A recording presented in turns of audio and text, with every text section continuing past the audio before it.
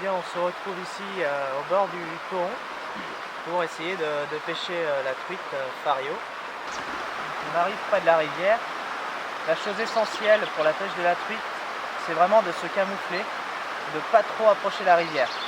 C'est pour ça qu'on utilise des cannes assez longues et téléréglables du coup. Donc ces cannes ont l'avantage de pouvoir se déplier ou se replier en fonction de si on trouve beaucoup de branches ou pas, si la zone est dégagée. Donc là c'est assez dégagé. Je vais vraiment agrandir ma canne au maximum et approcher délicatement, même en m'accroupissant de temps en temps pour pouvoir pêcher une zone.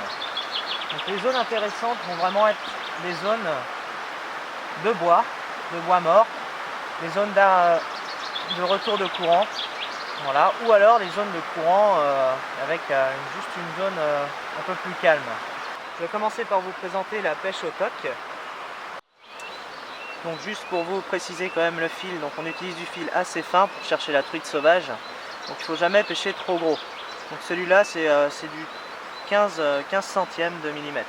En plus, en fait, une pointe d'1,50 m à peu près en fil qu'on appelle du fluorocarbone. Donc c'est un fil qui a la particularité d'être invisible sous l'eau.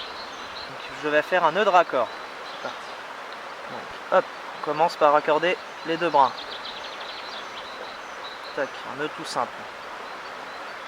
Ensuite, on vient prendre les deux fils et on les croise. Voilà. Ensuite, je tourne les deux fils ensemble, 3 ou 4 fois, voire même 5 fois. Tac. Je vais passer les deux morceaux dans la boucle que je viens de créer.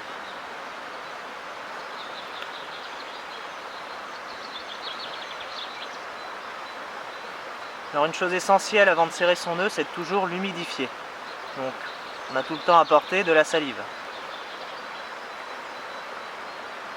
Je le tends délicatement.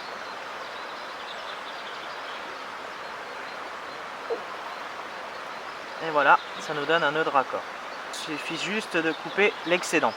Les morceaux de fil, on évite de les laisser dans la nature. On les stocke dans une poche ou dans son sac. Maintenant, on va passer à l'hameçon. C'est un hameçon de numéro 4. Alors moi, j'utilise plutôt des hameçons assez gros, de façon à ce que la truite évite de l'avaler trop profond. Donc c'est un hameçon à palette. Il y a un nœud spécial. On commence par faire une petite boucle. On va tenir comme ça l'hameçon. Et maintenant, on va torsader le fil autour de l'hameçon derrière la palette. Voilà. Et on va passer ce fil dans la petite boucle.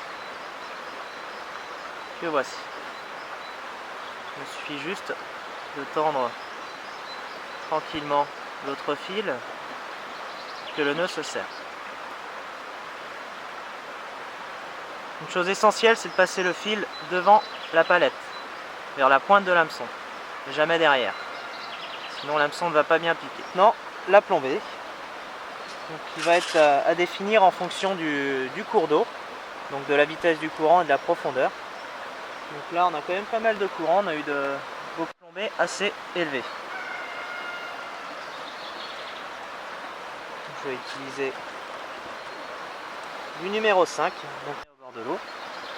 Et on va quand même en mettre un plus petit près du verre, de façon à ce qu'il coule un peu plus. On choisit un verre pareil correct. On va bien l'enfiler par la tête. Donc ce sont des verres à tête noire, c'est assez simple. Là voilà sa tête. On va vraiment passer l'hameçon par la tête et on va le faire glisser sur l'hameçon. Il est important en fait de bien cacher l'hameçon parce que la truite a une très bonne vue.